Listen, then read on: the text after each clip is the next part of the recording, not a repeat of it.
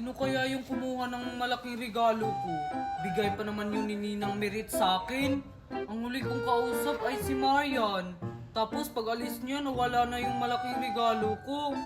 Hindi naman siguro siya yung kumuha. Kasi wala naman akong makitang may bitbit siya. Ano dyan, Marian? Bubuksan na natin to. Dito na magtatago. Si Marian at si Nicole ba yun? Bakit kaya sila nagmamadali? At saka, bakit may dala silang malaking regalo? Sundan ko kaya sila. Sige Nicole, dito tayo magtatago. Dito natin bubuksan tong malaking regalo ni Joshua. Tama ba yung narinig ko? Kay Joshua yung malaking regalo na dala nila. Ninakaw nila. Kailangan tumalaman ni Joshua na dito sila